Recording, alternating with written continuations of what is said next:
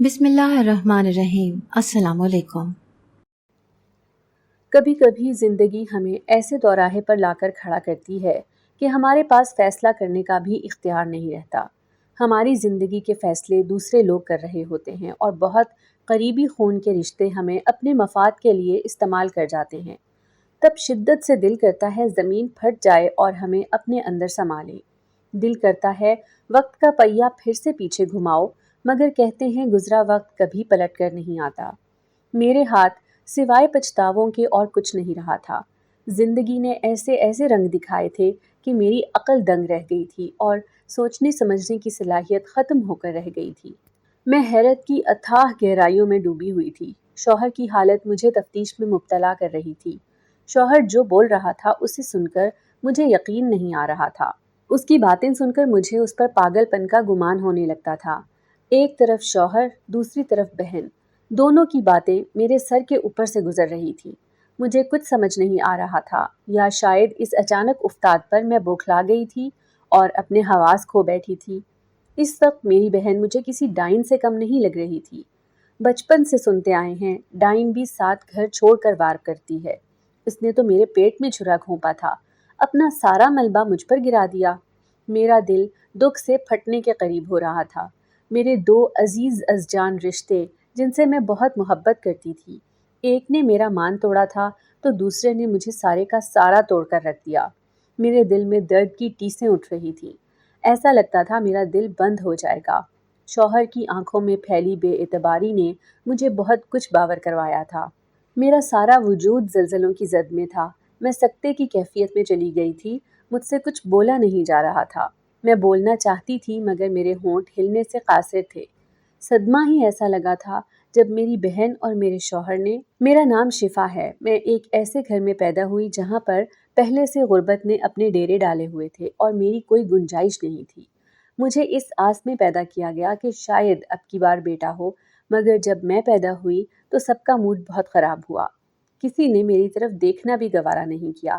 میری امی اس حد تک دل برداشتہ ہوئیں کہ مجھے دودھ پلانے سے بھی انکار کر دیا، کیونکہ پہلے میری 2 بڑی بہنیں تھیں اور اب تیسری بھی بیٹی پیدا ہوئی تو والدین کا دل برداشتہ ہونا تو بنتا تھا۔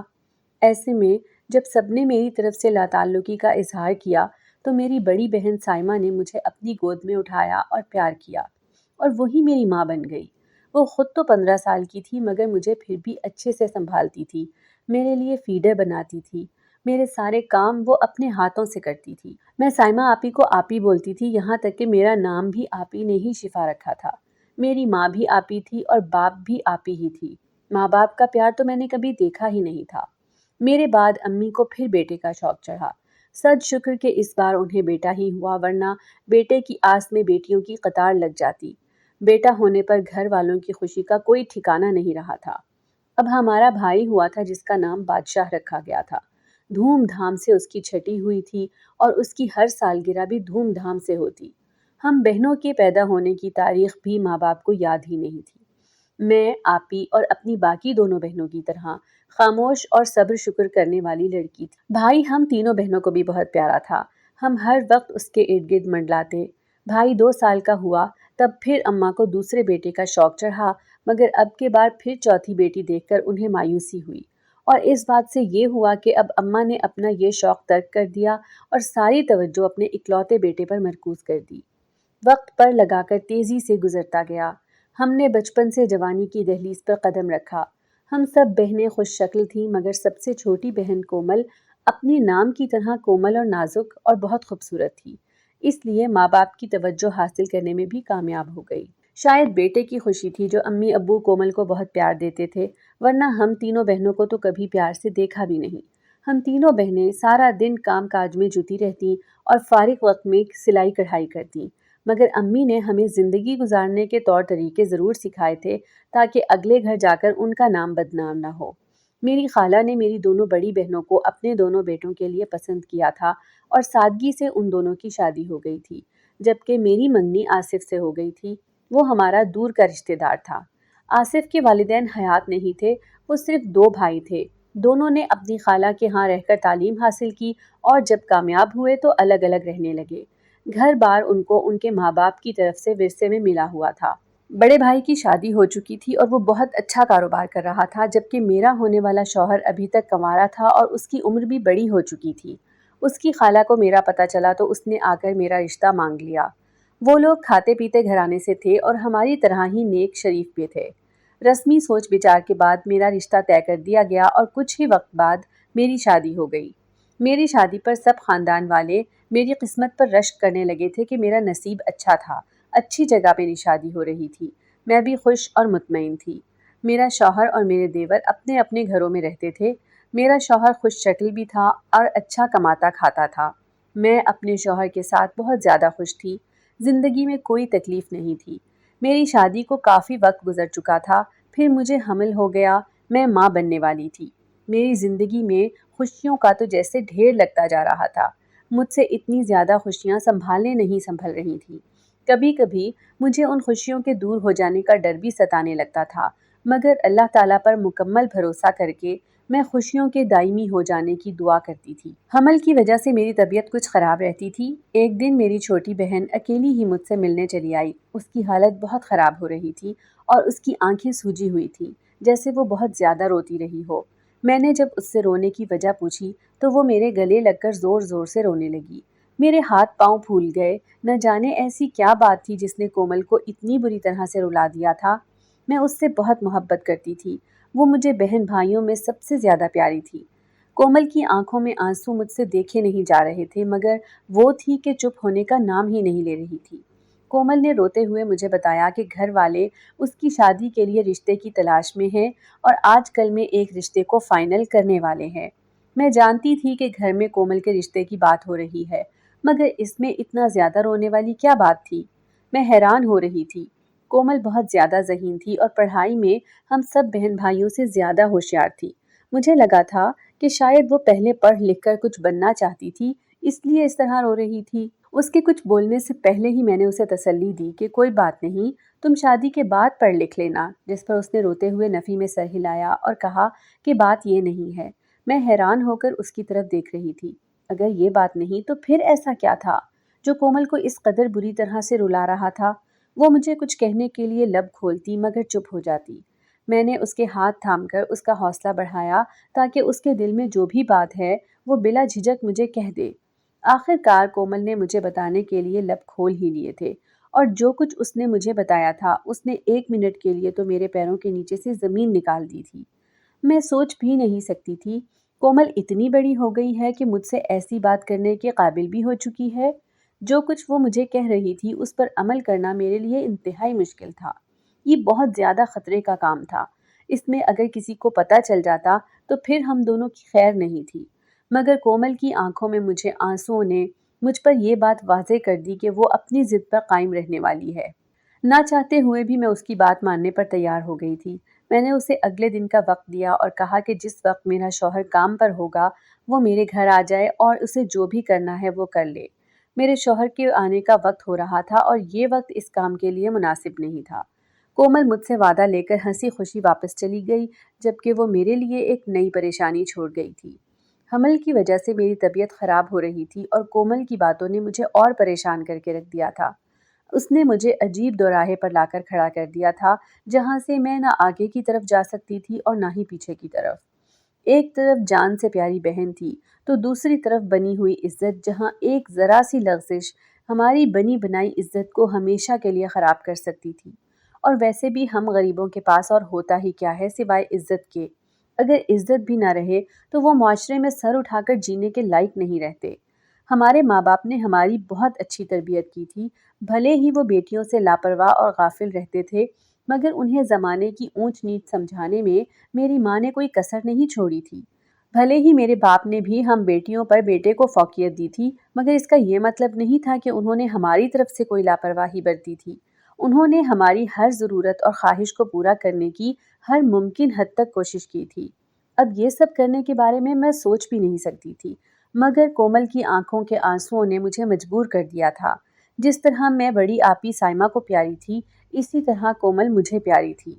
اگلے دن کومل اسے ہمارے گھر لے آئی، خود چائے بنانے کے لیے چلی گئی۔ میں اس سے مختلف قسم کے سوالات کرنے لگی کہ اتنے میں میرا شوہر گھر آ گیا۔ اسے گھر آتے دیکھ کر میں پریشان ہو گئی تھی۔ मगर अब उसे सच्चाई बताने के अलावा मेरे पास कोई रास्ता नहीं बचा था। मैं उसे सच्चाई बताने ही वाली थी ताकि वो मेरी पूरी बात सुनकर समझ सके और हमारी मदद कर सके, मगर वहाँ जो कुछ हुआ था वो मेरी तवक्को के इतना खिलाफ था कि कुछ बोलने से पहले मेरी ज़बान ही सुन हो गई थी। मैं फटी फटी आंखों से अपनी बहन की तरफ देख रही थी। ऐसा कैसे मुमकिन था? मेरी ये बहन मुझे अपनी जान से ज़्यादा प्यारी थी, मगर उसकी ज़बान से निकलने वाले अल्फाज ने मेरी हस्ती का सारा गुरूर मिट्टी में मिलाकर रख दिया था।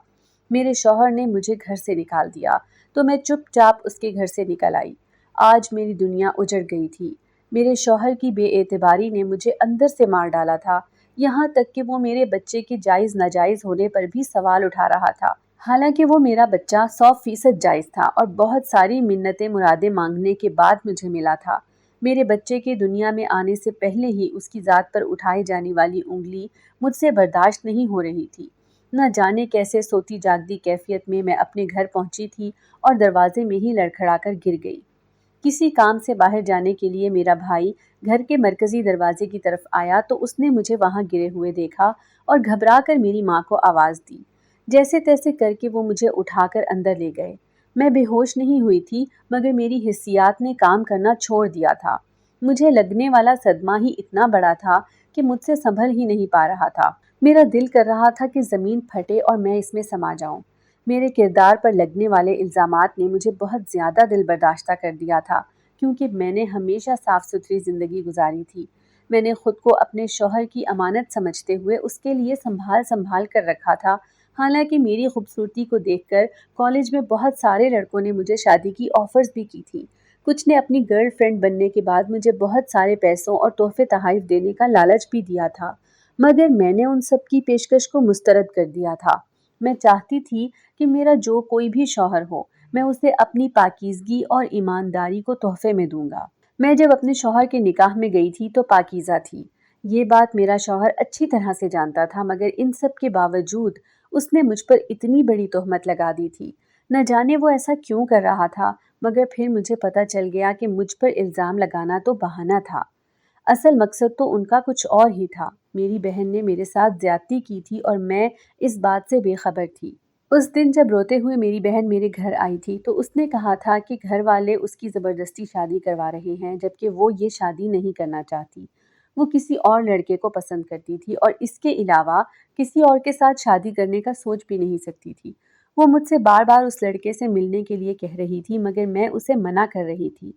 उसकी ज़िद से तंग आकर मैंने उसे कहा था कि मैं एक बार उसकी पसंद के लड़के से मिल लूँगी। अगर वो मुझे पसंद आ गया तो वो घर वालों से बात करके अपना रिश्ता भेजेगा और मैं उन दोनों की शादी करवाने में उनकी मदद करूँगी। मेरे लिए ये बहुत मुश्किल काम था, क्योंकि इसमें मेरी अपनी इज्जत भी ख़राब हो सकती थी। मगर अपनी बहन की मोहब्बत में मैंने इस काम के लिए भी हामी भर ली थी। अपने शौहर की गैर मौजूदगी में मैंने उस लड़के को मिलने के लिए इस शर्त पर बुलवाया था कि अगर वो लड़का मुझे पसंद ना आया तो कोमल एहतजाज का हक नहीं रखेगी और घर वालों की पसंद से चुपचाप शादी कर लेगी। मेरी बात सुनकर कोमल ने फौरन हाँ कर दी थी। मैं हैरान थी कि उसे आखिर इस बात पर इतना यकीन क्यों था कि मुझे वो लड़का ज़रूर पसंद आएगा, मगर वो लड़का तो एक बहाना था। कोमल का तो मकसद ही कुछ और था। अगले दिन वो मेरे शौहर की गैर मौजूदगी में उस लड़के को ले आई थी। मैंने अभी उसके साथ बैठकर 2-4 बातें ही की थी जब मेरी बहन चाय बनाने के बहाने वहां से उठकर किचन में चली गई थी। वहां जाकर वो चाय बनाने के बहाने कुछ और ही काम सरंजाम दे रही थी, मगर मैं अपनी बहन की मोहब्बत में अंधी हो चुकी थी। मैंने उसके किसी काम पर भी ध्यान नहीं दिया। अभी 5 मिनट भी नहीं गुजरे थे कि मेरा शौहर घर पे दाखिल हुआ और उसने मुझे किसी गैर लड़के के साथ बैठे देखकर वहीं से गालियां देनी शुरू कर दी। वो सख्त गुस्से में था और मुझसे खफा लग रहा था। मैं उसकी गलतफहमी दूर करना चाहती थी और उसे बताना चाहती थी कि जैसा वो सोच रहा है वैसा कुछ भी नहीं है। मैं उसे बताना चाहती थी कि कोमल इस लड़के को पसंद करती है, मगर जैसे ही कोमल बाहर आई उसके तो रंग ढंग ही बदल चुके थे। उसने मेरे शौहर की तरफ देखा और कहा कि देखा आसिफ, मैं इसको बहुत समझाती थी, मगर ये थी कि मेरी कोई भी बात नहीं मानती। मुझे अपने घर बुलाकर मेरे बहाने से अपने दोस्तों को घर पर बुला लेती है, इनके साथ वक्त गुजारती है और मुझे घर में इसलिए रखती है ताकि किसी को मुझ पर शक ना हो।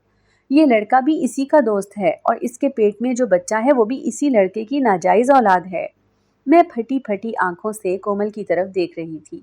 مجھ میں بولنے کی سکت بھی باقی نہیں رہی تھی۔ وہ لڑکا میرے شوہر سے مار کھانے کے بعد موقع دیکھ کر وہاں سے فرار ہو چکا تھا۔ میرا شوہر غصے سے میری طرف دیکھ رہا تھا۔ اس نے آگے بڑھتے ہوئے مجھے جھنجھوڑ کر رکھ دیا اور مجھ سے پوچھا کہ مجھے کس چیز کی کمی تھی جس کے لیے میں نے اس کی محبت اور وفا کی قدر بھی نہیں کی اور اسے دھوکہ دیا تھا۔ مجھ میں بولنے کی سکت باقی نہیں تھی، مگر میں نے اپنی صفائی دینے کے لیے ہمت اکٹھی کی اور اپنے شوہر کو بتانے کی کوشش کی کہ جیسا وہ سوچ رہا ہے ویسا کچھ نہیں ہے۔ ابھی کچھ ہی دیر پہلے بہن کے ایسے روپ نے مجھے شدید اذیت پہنچائی تھی، مگر میں اپنے شوہر کو کھونا نہیں چاہتی تھی۔ اس سے پہلے کہ میں اپنی صفائی میں کچھ بولتی، میرے شوہر نے مجھے طلاق دے دی۔ اس نے ایک ہی سانس میں مجھے 3 بار طلاق دی اور مجھ سے رخ موڑ لیا۔ میں پھٹی پھٹی آنکھوں سے اس کی طرف دیکھ رہی تھی۔ میں نے اپنی بہن کی طرف قدم بڑھائے۔ میں اس سے یہ پوچھنا چاہتی تھی کہ اس نے میری زندگی برباد کیوں کی؟ اسے کیا ملا یہ سب کر کے؟ مگر میری بہن نے بھی مجھ سے رخ موڑ لیا۔ وہ بہن غم اور ڈائن زیادہ تھی۔ یہ وہ بہن تھی جس پر میں اپنی جان دیتی تھی، اپنے حصے کا کھانا تک اسے دے دیتی تھی۔ اس نے مجھے ایسے وقت میں دھوکہ دیا تھا جب میں اپنی زندگی کے سب سے نازک وقت سے گزر رہی تھی۔ اب معافی تلافی اور صفائیاں دینے کے لیے وہاں کچھ نہیں بچا تھا۔ میں چپ چاپ اپنے قدموں کو گھسیٹتے ہوئے گھر سے باہر نکل آئی۔ میرے لیے ایک ایک قدم اٹھانا مشکل ہو رہا تھا، مگر میں جیسے تیسے کر کے گھر پہنچ گئی تھی۔ میرے گھر والے میری بات سن کر بری طرح سے پریشان تھے اور رو رہے تھے۔ میرا بھائی میرے سابقہ شوہر کے گھر سے کومل کو لینے کے لیے چلا گیا تھا، جبکہ میری ماں روتے ہوئے میرے سامنے ہاتھ جوڑ کر مجھ سے معافی مانگنے لگی۔ میں حیران ہو رہی تھی کہ میری ماں مجھ سے معافی کیوں مانگ رہی ہے۔ میں نے اپنی ماں کے جڑے ہوئے ہاتھ کھول دیے اور ان پر اپنا سر ٹکا کر رونے لگی۔ ماں کی گود میں سر رکھتے ہی مجھے کچھ سکون محسوس ہوا تھا اور ان کی گود میں منہ چھپائے میں بہت دیر تک روتی رہی۔ رو رو کر کچھ دل ہلکا ہوا تو درد سے پھٹتے سر کو میں نے اٹھایا اور اپنی ماں سے پوچھا کہ وہ مجھ سے معافی کیوں مانگ رہی تھی۔ اس پر میری ماں پھر سے رونے لگی اور مجھے کہنے لگی کہ مجھے معاف کر دے میری بچی، میں تیری گناہگار ہوں۔ مجھے سب حالات کا پتہ تھا، مگر میں نے پھر بھی تجھے کچھ بھی پتہ نہیں چلنے دیا۔ اگر مجھے پتہ ہوتا کومل یہ سب کرے گی تو میں پہلے ہی تجھے سچائی بتا دیتی، تیرا اتنا بڑا نقصان نہ ہوتا۔ میں حیران ہو کر اپنی ماں کی طرف دیکھ رہی تھی۔ میں ان سے پوچھنا چاہتی تھی کہ انہیں جب پتہ تھا کہ کومل کسی اور لڑکے کو پسند کرتی ہے تو انہوں نے زبردستی اس کی شادی کروانے کی کوشش کیوں کی؟ میری سوالیہ نظروں کو میری ماں بھی سمجھ چکی تھی۔ میرے دل میں مچلتا ہوا سوال زبان پر آیا تو میری ماں نے ندامت سے سر جھکا دیا، مگر میری ماں نے جو بات مجھے بتائی تھی اس نے میرے ہوش اڑا دیے۔ مجھے لگا تھا کہ کومل نے خود کو بچانے کے لیے جھوٹ بولا تھا، مگر یہاں تو معاملہ ہی دوسرا تھا۔ اتنے عرصے تک وہ میری ناک کے نیچے کھیل کھیلتی رہی تھی اور مجھے اس بات کی خبر ہی نہیں ہوئی تھی۔ اپنی غلطیوں اور کوتاہیوں پر پردہ ڈالنے کے لیے انہوں نے میری ذات کو 2 کوڑی کا کر دیا تھا۔ یہاں تک کہ میرے شوہر نے اپنے بچے کو اپنا نام دینے سے انکار کر دیا تھا اور اسے ناجائز کہہ کر ٹھکرا دیا تھا۔ قسمت بھی ظالموں کا ساتھ دیتی ہے۔ میں قسمت کی ستم ظریفی پر حیران تھی۔ مجھے سمجھ نہیں آ رہا تھا کہ ان سب کا قصوروار میں کس کو سمجھوں، اپنی قسمت کو، اپنی ماں کو، یا پھر خود کو۔ میری اپنی غفلت نے مجھے یہ دن دکھائے تھے۔ مجھ پر بہت کڑا وقت آیا تھا اور اسے میں نے صبر سے طے کرنا تھا۔ میرا بھائی کومل کو لینے گیا تھا، مگر خالی ہاتھ واپس لوٹ آیا۔ وہ حیران ہو رہا تھا کہ کومل اس کے ساتھ اتنی زور زبردستی کرنے پر بھی کیوں نہیں آئی تھی، مگر میں اور میری ماں جانتی تھی۔ میں نے اپنے بھائی کو سب بتا دیا تھا۔ میرا بھائی غصے سے آگ بگولا ہو گیا اور اس نے کومل کے ساتھ ہمیشہ کے لیے تعلقات ختم کرنے کا اعلان کر دیا۔ زندگی کا سب سے مشکل وقت چل رہا تھا۔ ہولے ہولے مجھے پتا چلا کہ کومل کی نظر پہلے دن سے آصف پر تھی، مگر آصف ہمیشہ اسے رد کرتا تھا کیونکہ وہ مجھ سے محبت کرتا تھا اور بے وفائی نہیں کرنا چاہتا تھا۔ الٹا وہ کومل کو لعنت ملامت کرتا تھا کہ تمہیں شرم نہیں بہن کا گھر برباد کرنے کے در پہ ہو۔ کومل بہت خود غرض تھی، اپنے علاوہ اسے کسی اور کی پرواہ نہیں تھی۔ جب کسی طرح بات نہیں بنی تو اس نے یہ گھٹیا ہتھ کنڈے شروع کیے اور آصف کو میرے بارے میں بھڑکانا شروع کیا۔ آصف اس کی باتوں میں نہیں آیا تو اس نے یہ پلان تیار کیا اور اس لڑکے کو بلا کر آصف کو فون کر دیا کہ خود آ کر دیکھو اپنی بیوی کے کارنامے۔ آصف جب گھر آیا تو میرے ساتھ لڑکے کو دیکھ کر غصے سے پاگل ہو گیا۔ قصور آصف کا نہیں تھا، آصف کو جو کچھ دکھایا جا رہا تھا اسے وہی نظر آ رہا تھا۔ اب اس بات کو 1.5 سال گزر گئے۔ میرے یہاں بیٹے کی ولادت ہوئی تھی۔ میں نے اس کا نام ہاشم رکھا۔ کیسی قسمت لے کر آیا تھا میرا بیٹا جو اس کے باپ نے ہم سے نظریں پھیر لی تھیں، حالانکہ آصف کو کتنی ہی بے صبری سے اپنے بچے کا انتظار تھا۔ کومل کی خود غرضی یہاں ختم نہیں ہوئی تھی۔ شادی کے کافی سال بعد جب ڈاکٹرز نے اسے صاف جواب دے دیا کہ وہ کبھی ماں نہیں بن سکتی کیونکہ اس کا پہلا بچہ ضائع ہو گیا تھا، تو کچھ ایسی پیچیدگیاں آ گئی تھی کہ اب وہ کبھی ماں نہیں بن سکتی تھی۔ اب کومل کو ڈر تھا کہ کہیں آصف بچے کی چاہ میں دوسری شادی نہ کرے، اس لیے اس نے آصف کے کان بھرنے شروع کیے اور اسے کہا کہ تم اپنا بیٹا آپ ہی سے واپس لے آؤ، وہ تمہارا خون ہے، تمہارا وارث ہے۔ تب آصف نے اسے کہا کہ وہ میرا بیٹا نہیں۔ ناچار کومل نے آصف کو بتایا کہ نہیں، وہ آپ ہی کا بیٹا ہے۔ آپ ہی اور اس آدمی کے درمیان کوئی فزیکل رشتہ نہیں تھا، وہ دونوں بس ایک دوسرے کو پسند کرتے تھے۔ تب آصف کو کومل پر شک ہوا اور آصف نے حقیقت معلوم کرنی چاہی، مگر کس سے معلوم کرتا؟ مجھ سے، میرے گھر والوں سے تو وہ سالوں پہلے رشتہ ختم کر چکا تھا، مگر شاید اللہ تعالیٰ آصف کے سامنے حقیقت لانا چاہتا تھا۔ تبھی وہ لڑکا ایک دن آصف کو ملا اور آصف نے اس سے کہا کہ مجھے حقیقت بتاؤ۔ تب اس لڑکے نے بتایا کہ آپ کی بیوی بے قصور ہیں، میں نے تو اس دن پہلی بار انہیں دیکھا تھا، مجھے کومل نے ایسا کرنے کے پیسے دیے تھے۔ آصف غصے سے پاگل ہو گیا اور کومل کو طلاق دے کر گھر سے نکال دیا۔ اب آصف کے پاس پچھتاوے کے علاوہ کچھ نہیں بچا تھا۔ کومل بھی اپنے لیے واپسی کے سارے راستے بند کر کے آئی تھی، اس لیے اس نے دارالامان میں پناہ لی۔ کومل کے اٹھائے گئے ایک غلط قدم نے کتنے سارے لوگوں کی زندگیاں خراب کی تھیں۔ کومل کسی اچھے لڑکے کے ساتھ شادی کرتی اور اپنا گھر بساتی اور اس کے ساتھ خوش و خرم زندگی گزار سکتی تھی، لیکن کومل نے ایک شادی شدہ آدمی کا گھر برباد کیا، اپنی بہن تک کو نہیں چھوڑا۔ اب اس کے ہاتھ میں کچھ بھی نہیں تھا۔ جس آصف کو پانے کے لیے وہ ہر حد پار کر گئی تھی، اسی آصف نے اسے طلاق دے کر گھر سے نکال دیا تھا۔ اسے مکافات عمل کہتے ہیں، جو دوسروں کے ساتھ برا کرتا ہے ان کے ساتھ پھر ویسے ہی ہوتا ہے۔ اللہ تعالیٰ ہمیں صحیح اور غلط کی پہچان عطا کرے اور سیدھے راستے پر چلنے کی توفیق عطا فرمائے، آمین۔ اگر آپ کو ہماری آج کی کہانی پسند آئی ہے تو اسے لائک کریں، شیئر کریں اور چینل کو سبسکرائب کرنا مت بھولیے گا۔